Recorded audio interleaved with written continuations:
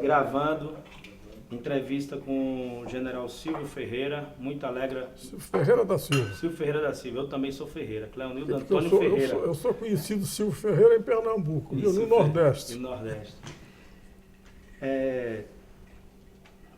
General Silvio Ferreira, o que foi o movimento revolucionário?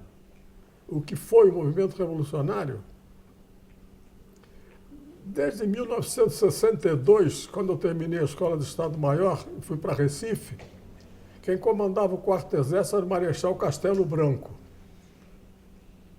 E desde aquela época, inclusive foram comigo para Recife alguns oficiais que tinham pensamento ligado à cartilha comunista.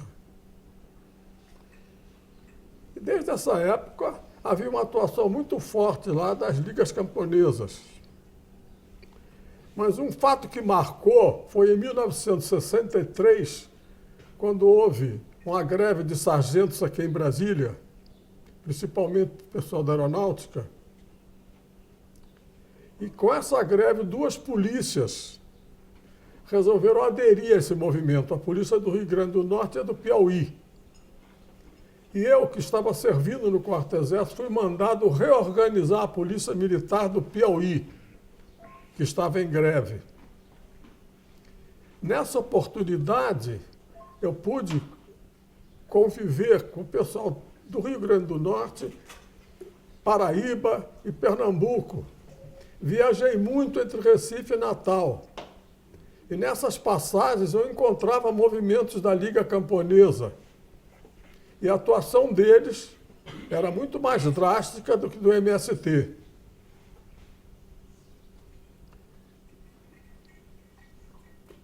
Passado esse período, consegui reorganizar a polícia de Natal e fui levar um contingente para a faixa de Gaza. Mas então eu queria caracterizar que esse movimento já existia desde essa época. E o Marechal Castelo Branco, assessorado pelo Coronel Bandeira e Coronel Ibiapina, eles tinham um acompanhamento muito cerrado sobre isso. Inclusive, o Marechal Castelo Branco era muito dado ao diálogo. Então, quando havia um problema, ele dialogava, porque a cultura dele, a capacidade dele é muito grande, inclusive de absorver tudo aquilo que o camarada queria dizer. O fato é que esse tempo passou, voltei da faixa de Gaza e, por um problema lá em Pernambuco, eu fui indicado pelo comandante para assumir a Secretaria de Segurança de Pernambuco. E estive na Secretaria de Segurança de Pernambuco da ordem dos 7 meses. Quando eu deixei a secretaria, aí mais foi chegando a época em que o Castelo Branco já estava para deixar a presidência e havia sido indicado o Marechal Costa e Silva para substituí-lo.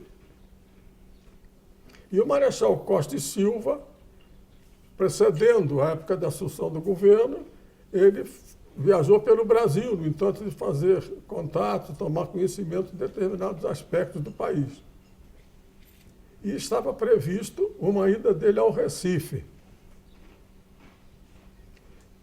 No quarto exército foi discutido as pessoas que comparecessem ao aeroporto, inclusive em missão de observação, seriam fardados no Apaisana. Então acharam convenientes que fosse melhor ir à Apaisana. E assim eu fui. Como seria uma chegada festiva, pensei até em levar uma das minhas filhas. Mas graças a Deus, no momento eu desisti. Então, fui ao aeroporto e a previsão de chegada do Costa e Silva era para as 8 da manhã, 8 e pouco. Alguém, como já tinham feito outros atentados dessa bomba lá no Recife, no Parque 13 de Maio, no edifício da Sudene, na União dos Estudantes, já tinham colocado diferentes bombas.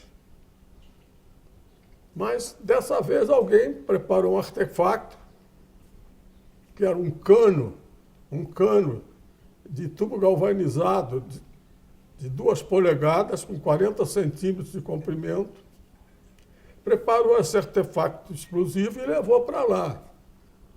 Esse artefacto seria acionado através de uma cápsula de uma substância corrosiva. Isso tudo foi sabido porque, lógico, tempos depois foi descoberto quem cortou o cano, quem preparou, quem fez tudo isso. E ele então levou esse artefacto para o aeroporto. A previsão de que ele explodisse era por volta de 8 horas. Mas, felizmente, o Marechal Costa e Silva desistiu de vir de avião por um problema qualquer. Então, o alto-falante do aeroporto avisou que ele viria por terra posteriormente. Com esse aviso do aeroporto, que estava lotado, o povo debandou e o aeroporto ficou deserto. E eu, como tinha deixado a Secretaria de Segurança, mas queria tratar de assuntos com o secretário da Administração e com o presidente do Serviço Social contra o Mucambo, que foi inspetor de polícia, eu pedi aos dois que permanecessem no aeroporto, que eu queria conversar com eles. E assim ficamos os 3 conversando. À minha frente, o do Serviço Social contra o Mucambo, e à direita, o secretário da Administração, Edson Regis. Com a saída do povo pelo aeroporto, a pessoa que levou a bomba a deixou no chão do aeroporto, abandonou, em frente a uma banca de revistas. E aí, um guarda, que era conhecido no Recife, Paraíba, que foi um jogador de futebol conhecido, o guarda pegou a maleta e veio e se colocou ao meu lado esquerdo. E se dirigiu ao inspetor de polícia, o doutor Haroldo Colares, dizendo que tinha encontrado aquela maleta. Quando o Haroldo Colares indicou a ele que entregasse no DAC, que era lá na curva, o artefacto explodiu. Esse atentado, conforme já foi conversado aqui, esse atentado foi o primeiro atentado nessas condições realizado. Esse secretário de administração que estava à minha direita faleceu. O bujão da tal bomba foi à distância e atingiu a nuca do almirante Nelson Fernandes, que faleceu também. E eu tive o meu lado esquerdo praticamente todo mutilado. Mas, graças a Deus, consegui me salvar e estou aqui nessas condições. Mas então, eu procurei caracterizar esse aspecto, esse atentado que foi praticamente o início de toda essa reação subversiva. E essa ação desses militantes provocou a morte de 2 amigos, companheiros seus e de outras pessoas também, e lhe afetou diretamente. Afetou diretamente. E uma ação de terrorismo. Hein? Uma ação de terrorismo. É um ato de terrorismo. 15 pessoas feridas. 15 feridos. E que se por um lado falam da hediondez da tortura, isso aqui não deixa de ser uma tortura, porque só de hospital me torturou por 1 ano. 8 meses engessado do peito até o pé.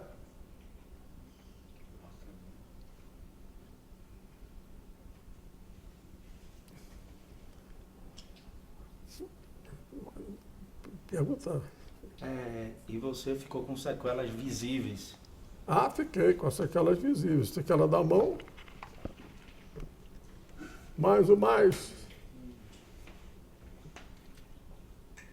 Além dessa sequela visível, uma sequela que marcou muito foi a sequela muito mais psicológica.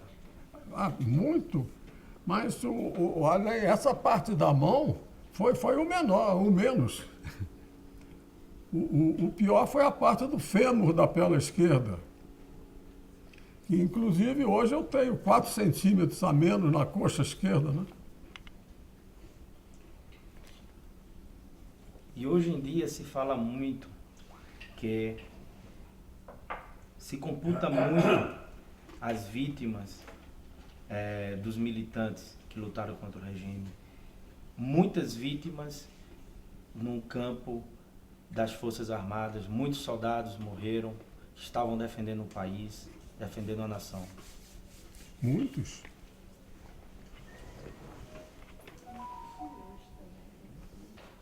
Sim, mas ele não participou disso. Quem foi o intelectual desse atentado no aeroporto do Guararapes? E quantos foram vitimados? Quem foi o autor, o mentor do atentado da bomba? E depois a outra pergunta. E quantas pessoas foram vitimadas? Bom, lógico que após esse atentado, houve a tentativa de descobrir quem teria sido os autores. E depois de muito tempo, no livro do ex-comunista Jacob Gorender, ele disse taxativamente que o autor intelectual foi o padre Alípio de Freitas, que hoje reside em Portugal. E segundo a coluna do Cláudio Humberto, ele recebe indenização do governo.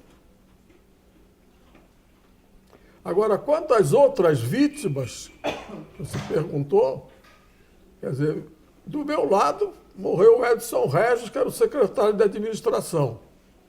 E ao longe morreu o almirante Nelson Fernandes, que tinha sido, inclusive, o ex-comandante do Distrito Naval.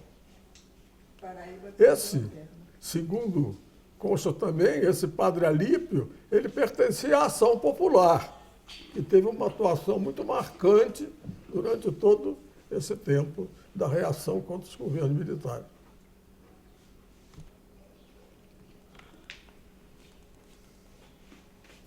O padre Olímpio foi indenizado. O senhor deveria ter sido indenizado também. O padre Olímpio foi indenizado. Só estou dando a deixa. Alípio foi indenizado. O senhor deveria ter sido indenizado também.